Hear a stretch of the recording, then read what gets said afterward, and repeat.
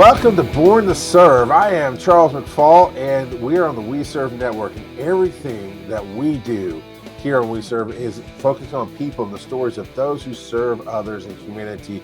The military, the police, EMS like myself, teachers, preachers, everybody who touches lives and tries to give back. That's who we're talking to. And today I've got Richard Caruso, who has got an amazing story of going through police work and being an officer and being a jailer and to doing so much more with his life than the big story you know. But the big story you know is the movie Felon. And Richard, let's talk about how you became a whistleblower and changed the lives of prisoners throughout California and possibly the United States, because we think as civilians and as people outside the system, they're bad guys. They get what they deserve. And I think there's even a line in the film that people don't realize. Once you pass that threshold, you just get cut off from everything. You're not a human anymore in some cases. Right. Yeah. Thank you for having me, Charles. Basically, I was in the Marine Corps, and I was a military policeman in the Marine Corps in the early '80s. I always wanted to serve. And then when I got out of the Marines, I was I took the New York State Troopers test in New York State. I wasn't thrilled about going back because I didn't like the cold weather.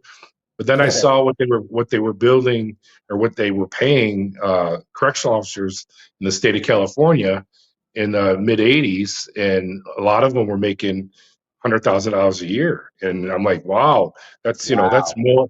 We were the highest paid department in the state of California, right there with the California Highway Patrol. And at the time, it was big prison boom. Build more prisons, build more prisons. That whole Central Valley of California, all these prisons start popping up, and they started the prison industry. The big machine started fueling the communities in the Central Valley of California, whereas before it was agriculture. They were out there, picking, cabbages and depending on their farms. And now you got the prison system coming in saying, hey, we're going to build these prisons in your community. And and so a lot of people started depending on the California Department of Corrections to pay the mortgages, to pay the boat payment, pay the jet skis, to pay the vacations, to support their families. And I was one of those. So once I got into the prison system in California, I started a smaller prison up by Sacramento called Mule Creek State Prison. It was a level 3. In California, they have 4 levels: 1, 2, 3, 4, and then they have what's called the SHU. At the time, the SHU was in Folsom and San Quentin and Tehachapi. But then I heard they were going to build this SHU, a prison, basically designed to take care of these guys that were in Folsom, Tehachapi, and San Quentin down in the Central Valley, and they were going to call it Corcoran Prison. So I said, this is right up. Sorry. So a SHU is the big security housing unit. Security housing unit. And they're locked down 23 out of 24 hours a day. But inside the SHU, they also had another side of the prison, which was a level 3 and level 4. So Pelican Bay hadn't been built yet. So for years, these gang members in Folsom, Tehachapi, and San Quentin in the SHU area, called the Adjustment Center, when they would go out to the yard, they would segregate them. So the blacks would go with the blacks, the whites would go with the whites, the Hispanics, they would separate them north and south, but they weren't integrated. So some rocket scientists in Sacramento said, hey, guess what? Let's try this. Let's empty those adjustment centers. Let's bring those guys down and put them in this place called Corcoran and have yards the size of handball courts and house them black, white, Mexican, and let's mix them up and put them out there on the yards. And as soon as they started, as soon as they started doing that, they were attacking each other because they were rival gang members. Right. So, I mean, the fights were predictable. And so we had, over 2,000 shootings with 37 millimeter with less than lethal that shot blocks. And I think it was determined that I had shot it the most because I refused to use a lethal weapon. We had 3 weapons up there. We had the 37 millimeter block gun. They shot the knee knockers. wooden blocks. We had an H&K 9mm that shot a 9mm. It was a rifle that was shot. If you shot it, it would hit the individual and explode inside him, so it wouldn't exit. And then we had a Wow. Mini 14. We had a Mini 14 rifle that would go through the aggressor and hit the victim and start bouncing around that yard. So for me, I mean, we're looking up every part of these inmates' bodies, their anal cavity, their nose, their Right. mouth. They got Right. underwear. They don't have anything in their cell. They can't have tape in their cells. So they're not going out there on these yards with weapons. It's fist fights. And so what was happening was the daily fist fights were becoming so predictable that our supervisors would sometimes bring down people that were visiting the prison, females and others, bring them up there just to Uh, watch them, kind of like UFC before UFC. And, and as yeah. young officers, we're looking around saying, why are we sending these inmates out there on these yards? We know they're going to fight. And So we're let's just said, this is what Sacramento is telling us to do. So I wow. So sometimes like, let's go ahead. I want to jump into that mindset of obviously you went into the military to serve. You had a calling. You want to be there, and then you became police officer there. I'm presuming with a sense of justice. I want to help right wrongs. I want to protect the good guys from the bad guys. And now you're in this There system was a where huge line. There was a huge line, Charles, at that Mhm. time in my mental state of mind between us and them. Huge. Sure. No, I get that 100%. I came kind of through And the that same thing. I changed wanted to, over time. yeah. As in, okay, it changed as in you saw them as more humans, or how did it change? Well, when I started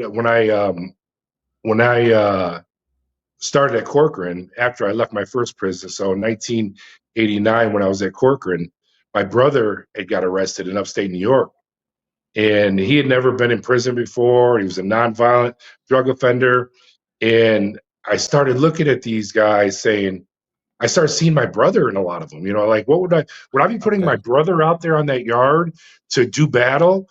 And if that, right, unless it affects a family member or a loved one, a lot of people's mentality is lock them up and throw away the key. But a lot of these prisons across the United States are filled with nonviolent drug offenders. And it's a yeah, huge problem. And that's the prison industry, the big money industry, how, populating these prisons instead of getting them some kind of program. And number one, the individual has to want to change. But what, yeah. but so I Like, mean, like your character, the character in Felon, Stephen Dorff's character, he's protecting his home. He makes a mistake, and then he gets charged for murder because in California there's no stand your ground or castle doctrine, at least at the time. And so it's this he's going in just going to do his time and go home, and he becomes this violent offender because of that system. that was the As whole thing, Charles, that yeah, we wanted you, the viewer. This was talked about earlier with me and the director. Is number one, I wanted officers that have been in that environment when they watch it, be like you as an EMS worker, to look at it and say, "Oh, that's real. I've seen that before. He's doing that yeah, right. The way he's uncuffing them, the way everything about that's real." Number two, I also wanted you that has never been in prison before to put yourself in the shoes of Stephen Dorff. What would I have done?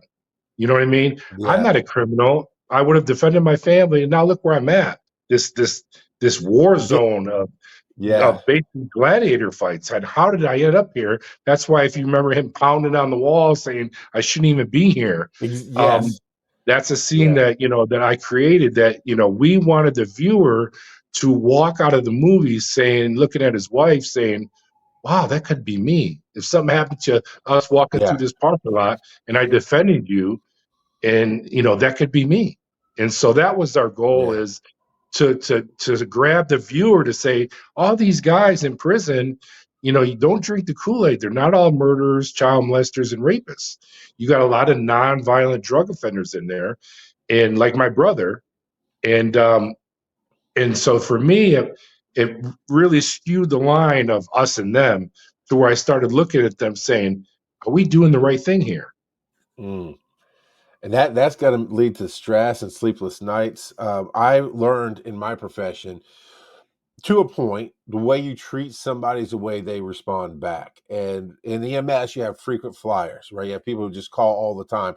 And we had this one that the cycle was she actually had seizures and she'd get bored with life or whatever. We don't know the motivations, but she'd go rob a convenience store and get put in jail.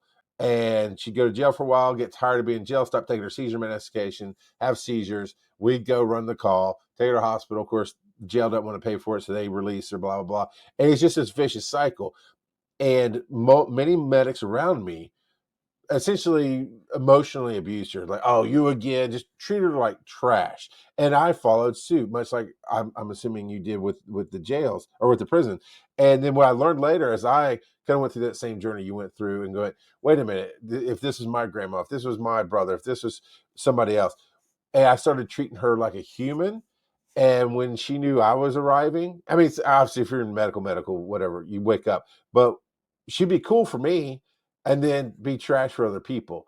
And that's what I can imagine. What sounds like you went through is you started treating them like humans. And one of the quotes I read in one of the articles was there's which I did a great job of building on the set, that glass floor we could look down where they're going out to the yard or the shoe or the They would look corridor. up at me and beg for their life, Charles. They knew I Yeah, had the power of putting a bullet in them, and they say, Caruso, you know I have to fight. Please don't kill me today. Please don't shoot me. Hit me with the blocks. And I would just look yeah, down at him and say, "You better not have a weapon on you." So we knew when that door popped, he was going out to do battle. And the way that you could that's tell crazy. is, I don't know if you saw there's a YouTube documentary that they did on the tapes that I stole out of Corcoran and gave the FBI, called Maximum Security University.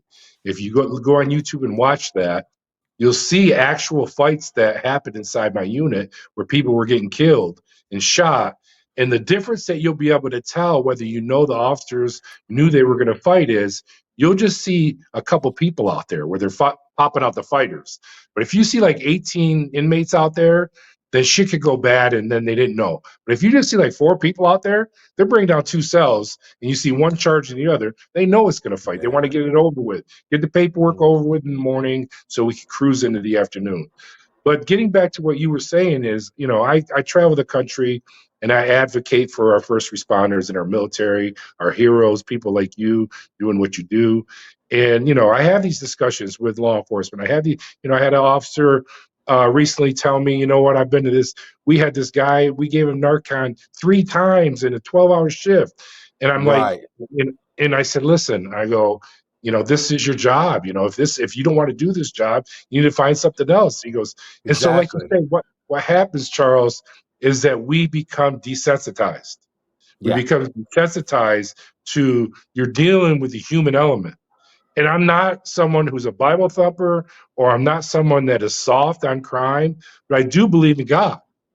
And that was the threshold, is if I shoot one of these guys knowing I'm putting them out there to do battle, or being told to put him out there, and I end up killing him, in the end, it's the man upstairs I'm going to have to answer to. I might get Yeah. through it with my peers. I might be looked upon to my peers as an officer that took care of business or got blood on my hands to assure the code of silence.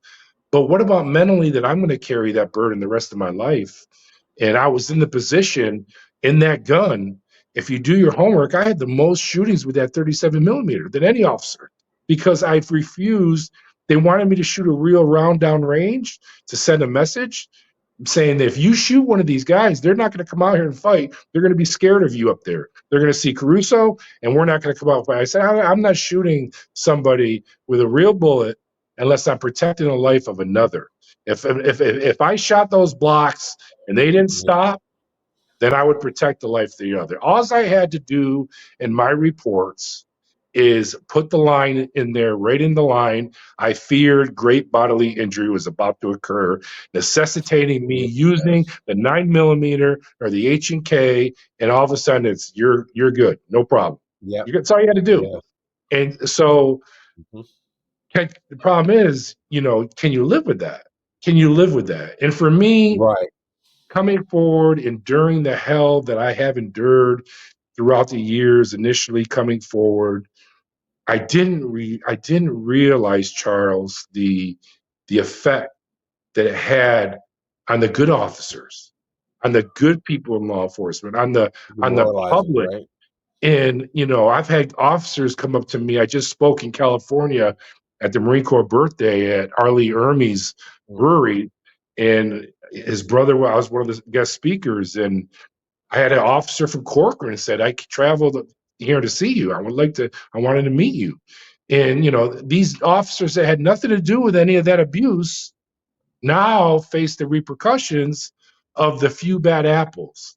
And a lot of the problem is, Charles, is that when a department, I don't care if it's law enforcement, EMS, or whatever, if you have bad apples, and if you're a leader, and if you don't separate yourself from those bad apples and say, we've taken corrective action, but 95% of our staff here are honorable people doing the hard job every day. If you keep covering up, and they're bringing body bags out of this prison, and you got the most shootings, you had the most violence at all the prisons in the United States put together.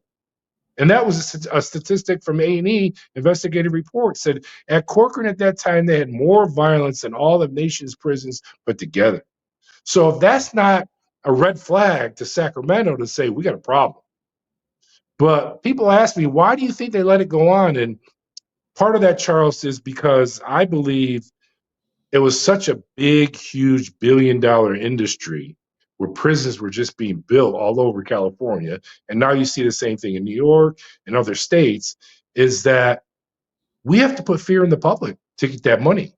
We have to, when you see these people being shot or killed, and then our response is, do you want these killers climbing over the walls in your neighborhood? You're like, pay them whatever you got to pay them. Pay them whatever. Right. Same with TSA. Do you want the planes to fall out of the sky? Let's create this huge organization called TSA. So, because you've worked in the as a first responder, you're dealing with so many outside entities of you gotta, like you and me that wanted to do our job and do it in an honorable way. But then you got your peers that if Charles is giving more attention to that lady that had the seizure and well, he's soft, or he's this. And so as a first responder, I just stood up and said enough. And I'm, working in the prison, I said enough.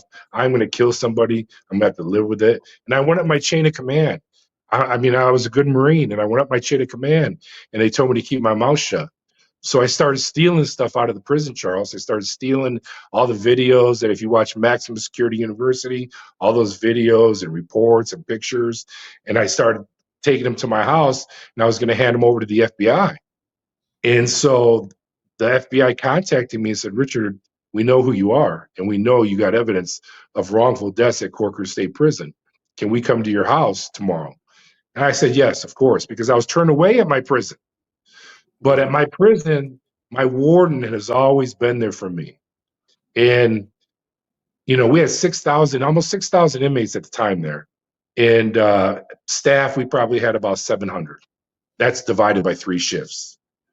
So if I would be on a yard sometime with 1,000 inmates and 3 officers. That's a norm.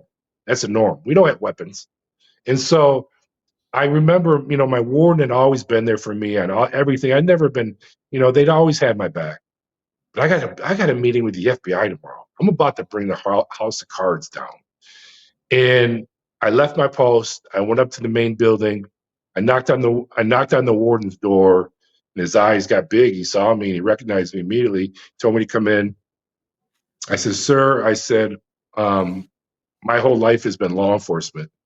And I said, what I'm about to tell you, I'm probably falling on the sword. I'll probably never do it again. He goes, what are you talking about? I said, sir, I've taken evidence that I believe out of Corcoran. I've gone in files. I've gone in areas where there's tapes. And I've taken evidence that I'm going to turn over to the FBI of the shootings and wrongful deaths. And he's looking at me like he can't believe. Number one, an officer just doesn't go to the warden's office. You got a chain of command. But I already tried the chain of command. So he just looked at me stunned like, really? And I'm like, yes, sir. I go, what do I do? Do I meet with the FBI? And he just thought about it. He goes, yeah. He goes, go ahead and meet with them. And so I left the office saying, you know what? At least I went to my boss. And I didn't blindside him where they came in and kicked the door in. So the next morning, I sent my wife and my little girl away. She was 4 at the time. And 8:30 in the morning, there's a knock on the door. And it's a male and female FBI agent. And they identify themselves with their badges. And Agent Murphy, Agent Oswald, I said, come on in. And I take them in my house. I take them in the back to my bedroom. Now, understand, this is Hanford, California. And there's either 4 or 5 prisons that surround this town. This is cop land. Okay. Yeah, Everyone in gotcha. my neighborhood works for the Department of Corrections, right? Yeah. So they come in the house and I take them in the back of my room and I have pictures and everything set up all over the king size bed. And the female agent is all nervous and she starts pacing back and forth. I said, what's wrong? I feel like you're rushing me. She goes, I am rushing you. She goes, you went in and told your warden that we were coming here today. And, Yeah. and, and Charles, as a young officer, I'm thinking, why is that a bad thing? Why can't we all work together and do what's right? She goes, Yeah, I Richard, see it that. doesn't work like that. She goes, he called the governor's office and said that we were coming here today. They know we're here today. And you have 2 special agents from the governor's office that are on their way to your house right now Mm, with a warrant, and they're going to kick that front door in and they're going to seize this yeah. stolen evidence and they're going to arrest you unless you turn this evidence over to us. And I just bagged it all up and gave it to them, Yeah. put my sneakers on. And as soon as we start walking out the door, Charles, these 2 cars screech up and here they Mm, come. And I'm standing behind the FBI, like, hey, this is the FBI, right? yep. These guys, they're going to have my back. And the state investigators got out and identified themselves to the FBI. And they said, we're SSU. And they go, well, we're FBI. We're conducting an investigation and you need to leave. They go, what are you going to talk to him about? He's our employee. He goes, you don't need to know. It's an open investigation. And they go, well, he has to come back to work for us. And the one SSU agent Mm, walked right through the FBI, like parted them like the Red Sea and right. got that far from my face. And he whispers to me, he goes, did you give him that stuff? And I'm like, yes, I did. He just went like this, no, don't give him that stuff. Did you ever think that you were going to die in this Oh, process? I'm getting to that. I'm getting to Okay, that. all right, okay, okay. So then the FBI put me in their car and start whisking me off to Fresno to the FBI main headquarters. It's about a 35-minute drive. These guys are chasing us. So the FBI is there because the FBI said there's 2 scenarios playing out here. Either these aren't state investigators because we've ordered them to back off because this is now an FBI investigation, or the other scenario is what you got in this bag is going to bring the house of cards down in the California Department of Corrections. Mm, So they get me to the FBI building, they whisk me upstairs, and here comes the 2 SSU agents coming into the desk wow. demanding he's our employee. We want to talk to him first. We want to interview him. And the head of the FBI came out and said, if you 2 don't leave the premises, we're going to arrest you right now for impeding a federal investigation. And they go, will you just ask our officer if he'll talk with us? So he peeks his head around the corner, the head of the FBI, and he goes like this. They can't see him, but I can see the head of the FBI. They can Yeah, hear him. And they go, Richard. He goes, Richard, do you want to talk to the FBI right now or SSU right now? And he's shaking his head no, telling me right. no. I said, not right now, I don't. Not right now, I don't. So then they left. So then I Mm, interviewed with the FBI the whole day. And it's about 8:30 at night, and they're taking me on that 35-mile trip back to Hanford. And we get to the house, and the side gates open on the house, and they're got their guns out and they're clearing the yard because they're in fear that the word's out. My gate shouldn't have right. been out. I haven't talked to my wife all day. She's crying. My kid's Mhm. inside. And so they clear the area, make sure there's no one around. And they put me in the house and said, listen, we're going to hold you tomorrow morning. So I get in the house and my wife jumps in my arms and goes, what's going on? What's happening? Where have you been? And all of a sudden there's a knock at the front door. It's like 10:30 at No. night. It's like Right, and you're 10:30 at alone night. now. Yeah, I grab my pistol, I go to the front door, I peek out. Yep. It's the 2 agents from the governor's office. They go, Richard, you got to come back to work. Will you talk to us? I said, of course I'll talk to you. I'll talk to anybody that wants to in and get this resolved. I said, why are you guys acting this way? Why can't we all work together and try to stop these shootings? He goes, Richard, doesn't work like that. So you're Yeah. dealing with egos, departments, different departments. So they go, will you talk to us? Will you interview? And I go, yes. So they take me down to the police station. It's 12:30 at night. I'm being Mhm. interviewed. They want to know what I gave the FBI. And the one agent has his hand and it's like this, just going, oh my God, right? Videos, I gave him everything. Right. So after I interview with him, the agent goes, this So is going to be bad. it sounds like, sorry, just to get a good perspective on it, it sounds like what you're building there is it's us versus them. The state was mad that because it's the FBI in their case is the bad guys. Like Right. you, Right. almost like a It's betrayal, right? exactly. I mean, you see that in everyday cases where the state doesn't want to work with the FBI, the FBI doesn't want to work with the state. Yeah, There's cover-ups going all over the place. I mean, look at 9/11, how those departments within the city weren't even communicating with each other. yeah, That's unheard of. EMS and was on a different channel than the yeah. NYPD, and it was just crazy. So we got done interviewing with. I got done interviewing. It's like 1 in the morning. There's no cell phones. There's cotton fields that surround Hanford. Now these two agents they don't start heading towards my house.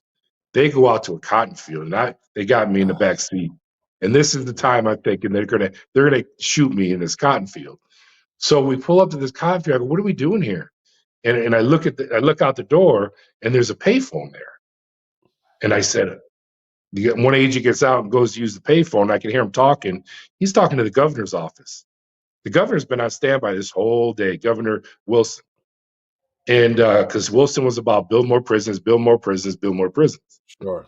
And they'd say, we have Caruso. He interviewed, he cooperated with us, but it's going to be bad. Some of the things he told them what I gave them. He said it's going to be real bad. And he said, tell Caruso to go back home. We'll get in touch with him when he come back to work. And they took me back to the house, and I tried to explain the threat to my wife. Mm, She wasn't aware of breaking the code of silence, the repercussions that would come with that. And yeah, you know from then on, walking in that prison, every time I turned the key on my truck, I didn't know if it was going to explode. I wasn't so much worried about the officers involved because I was in the gym every day dealing, seeing with them. They didn't, face to face, they were cowards. It was the prank phone calls, the threatening phone calls. It was the construction company that now everything's on hold until these accusations are resolved. It's the politicians that were build more prisons, boom, now they're being exposed. So it wasn't so yeah. much the officers, it was the people in power and the politics. um, you see Adam Mm, Schiff on TV. Adam Schiff was one that saved my life out in California. He was one of the Democrats that held the Department of Corrections accountable. Richard Polanco, Senator Richard Polanco, senator. He was the head of the Democratic Party out there, and I'm a Republican. And I'm like, yeah, the Republicans want to be dead, but the Democrats were like, you know what, we need to find an alternative to these nonviolent offenders and not just keep pumping money into warehousing them. So the picture that me and you see of me just breaking the code of silence amongst the officers, and the threat was the yeah. officers, there was a much bigger No. picture that I was dealing with, exposing the Mhm. state and politicians. And so I don't, I know we don't have much time, but the draw of the story is when I went back into prison, there was an inmate called Benjamin Peters, Topo Peters, and I don't know if you ever saw the movie American Me, Mm-mm. but I recommend that movie. All those guys in that movie were in my unit at Corcoran. It's about how the Mexican mafia came about. James Olmos is the lead. I think you'll enjoy that movie. And Okay. Topo is portrayed in that movie. So I'm on the shoe yard as his gunner, and he's out. He's so dangerous. He's out. He's like number two of the Mexican mafia, and he's walking in circles. And he comes up to the gun, and he goes, "Caruso." I go, "Yeah." He goes, "I know what you did. We know what you did." And I said, "What do you mean?" I try to play stupid.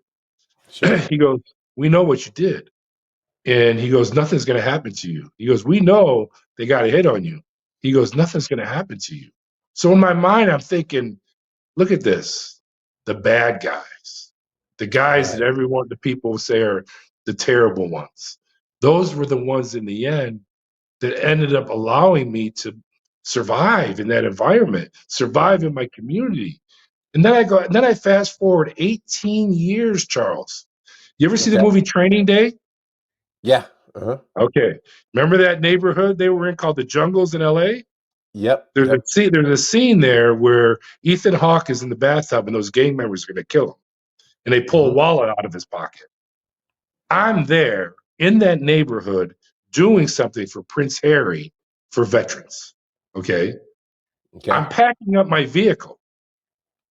I'm in that neighborhood.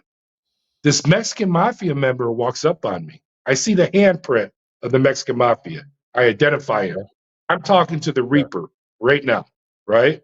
If I'm one of those dirty cops, all he's got to do is whistle, game over. Karma and the Reaper are now in front of me, okay?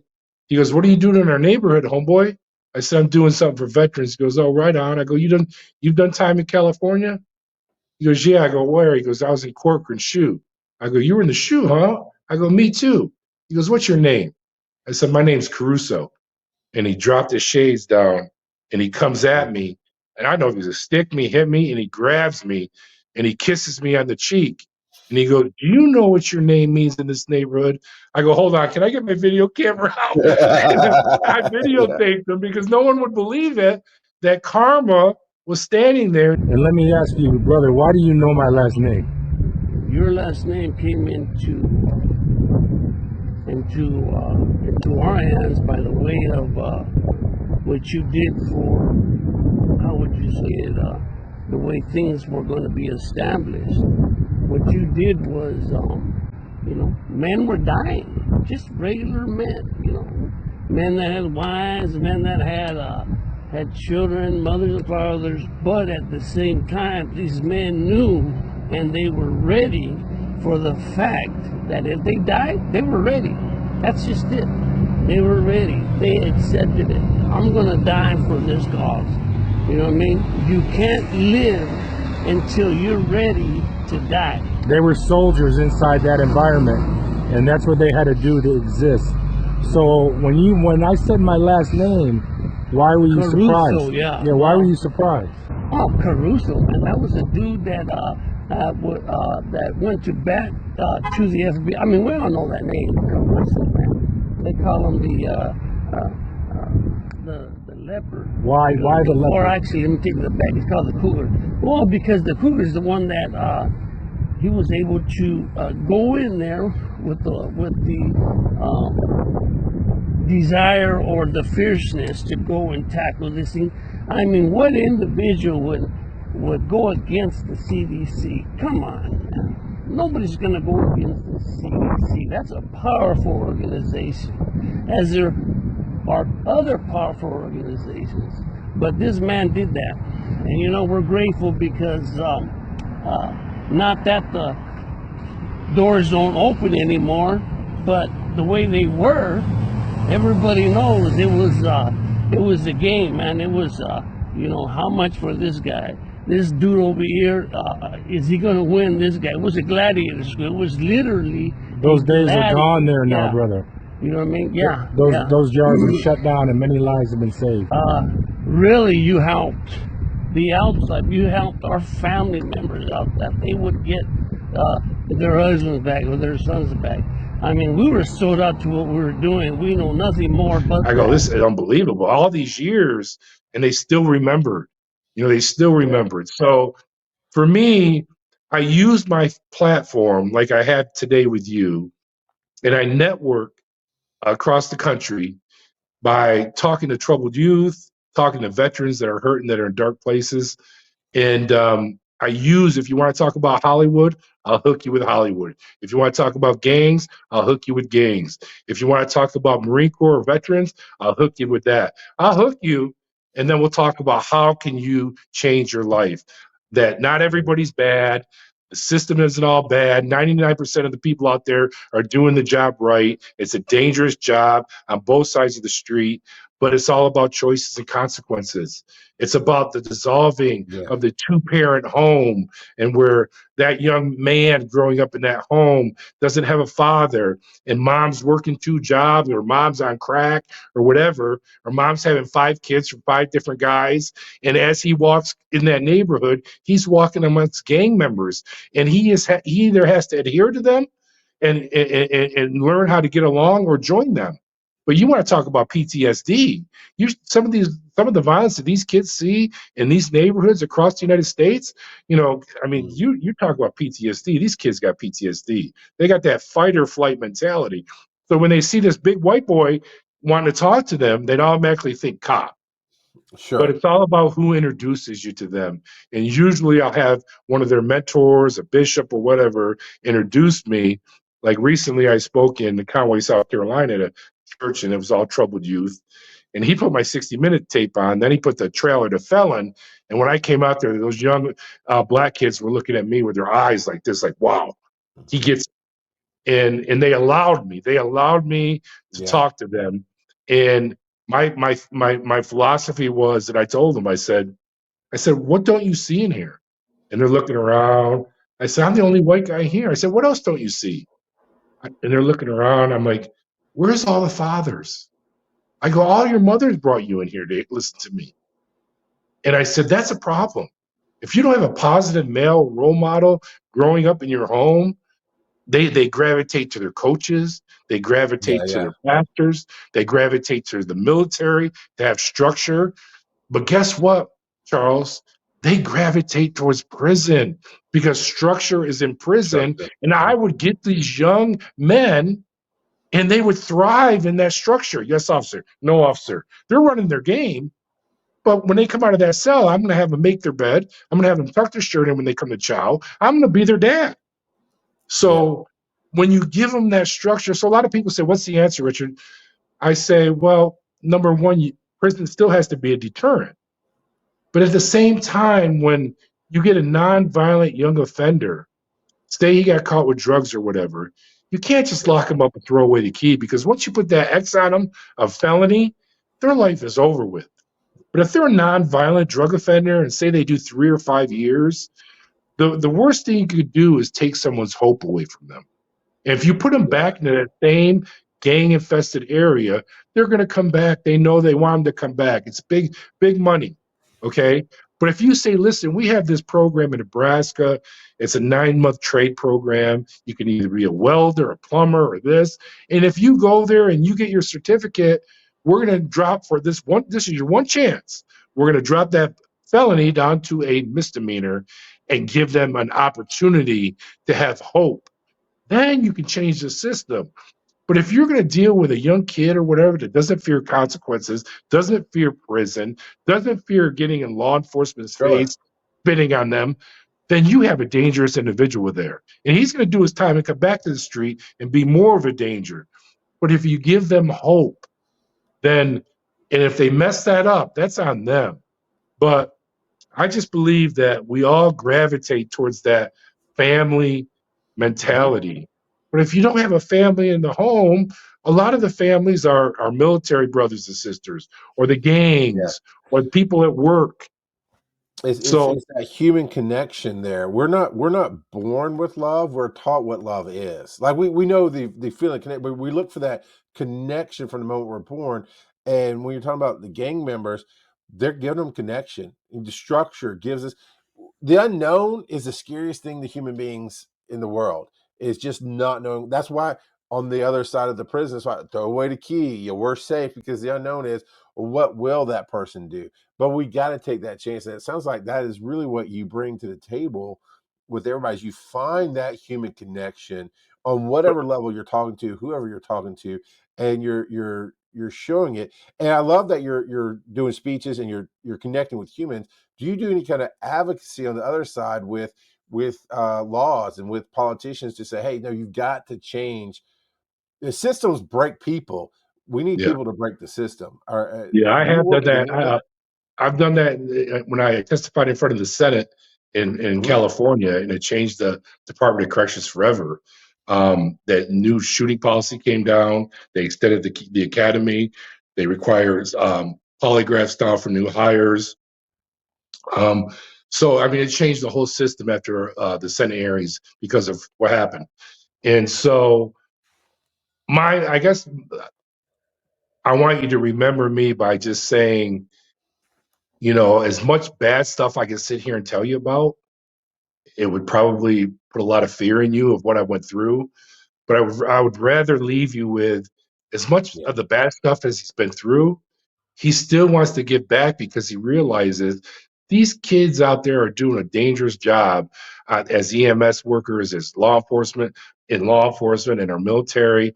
And he's using his base and his history of what he's gone through to network and be there for that officer that is having troubles.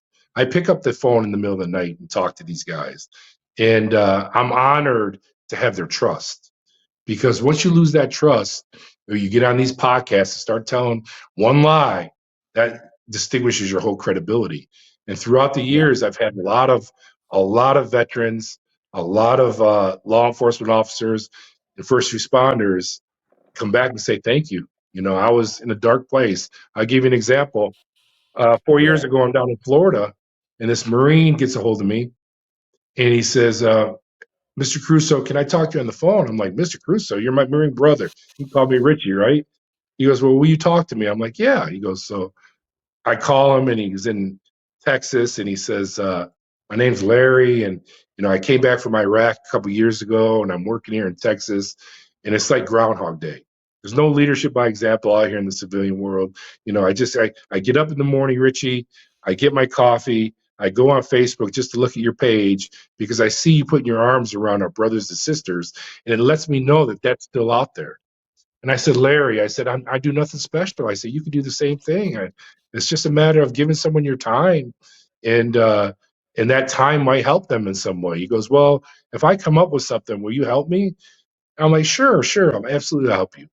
So I never thought I would hear from him again. And then 4 months later, he goes, Richie, can you meet me at Camp Lejeune on April 3rd? I'm like, Larry, what's going on? He goes, I've sold everything. I'm driving my truck from Texas. I'm pulling just a little camper, and I'm going to walk 22 miles a day, 6.5 months across America, and feed first responders and feed veterans. Mm. I said, let me tell you something, young man. If you do that, I'll have hundreds of first responders and Marines checking on you, and I will fly out in California and I will walk in your unit with you at the end. And we fed hundreds, and he did it. And we walked into Camp That's Pendleton awesome. to the battalion, and we were VIP guests at the Marine Corps birthday in Temecula. And so just by telling my story, Charles, those seeds falling off my story Yeah. motivate others that look at this podcast and say, he's nothing special. I can do that. And they can. And they can. And it's true. It is true. It is. The difference between a job and service is that service is who we are, right? You're always giving back. And I almost wanted to argue with you. Like, no, it is special because lots of humans won't do what you do, but I understand exactly what you're saying is it's not special in the sense that anybody can do it. We just don't. It's a choice. It's a choice to be who you are. And there's those who serve for a time. There's those who just do it to do, but you live the life, Richard. And Thank it's you. your story is not your story. You are amazing in that you're always giving back to Appreciate it that. seems like to everybody that you're touching. I think we And all have that seed. I think we all have that yeah, seed of being amazing. And like you say, yeah, it's just a matter of tapping into it. You know, man, I tell you, I'll meet with these veterans, and a lot of them, and this is what addicts do. A lot of addicts, I'm not saying just veterans, addicts or whatever, will back you off. Like if you say, listen, putting heroin in your arm is going to kill you, and they come back and say, well, you don't know how it is to see a fellow yeah, Marine be decapitated in front of you, and you back away like, whoa, I don't know. They never saw that. They're using scenarios to yeah, back you away from them. That's yeah. addict behavior. And I'll tell them, I'll say, you need to get off the tit of the government and get out there and find your purpose driven life again, because nobody's going to There you do it go. for you. Nobody's going to do it for you. And your purpose-driven life is out there. It's just a matter of finding your niche. And if your niche is reaching your hand out to somebody and just sharing your story, then that will benefit you. And I have motivated so many to do that. That's what I take pride in, is when I see them doing that on social media and they tag me, Richard Caruso, and it comes back. I'm not getting paid. I don't have a nonprofit. I don't make money on Yeah. giving my time, but it gives me a sense of pride of why breaking the code of silence in Corcoran, losing the Mhm. career that I love, has manifested into helping others now. And so, in helping others, it, I can't even tell you, Charles, of the people, the good people out there that have returned that love to me, and how Yeah. God has brought it full circle in my life. Well, if somebody does want to reach you or find more about what you do, where can they find you? I'm on Facebook under Richard Caruso. I don't do a lot of others. I don't do any other social media because Okay. it's just so time consuming. Sure. Um, they could go through you or Barb, and but like I said, I mean, if I told you we didn't have a lot of time to where I could have taken you into the horrors of Corcoran, but Yeah. if you heard it, It's about the hope. you would be, wow, he must hate these people, and it's like, no, I don't. I don't. Yeah. Everyone makes a choice, and I always thought about those German guards standing there in those gas chambers and saying they're marching these Jews into the gas chamber, and nobody's saying, "Wait a minute, this is wrong." Yeah. And what happens is you become part of that system.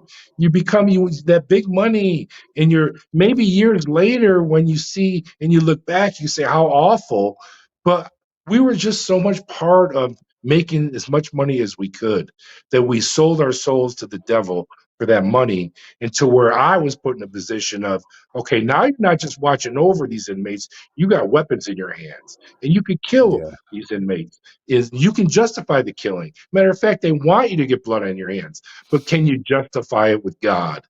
And Yeah. and like I said, I'm not a Bible thumper.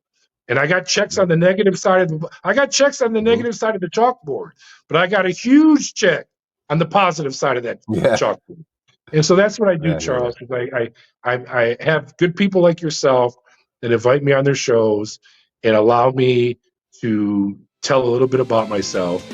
And I don't want anything back from it. I just, I appreciate you I hear having you. me. And with that, I say truly, thank you for your service and for your continuing to do every day. And thank you for being on the show today.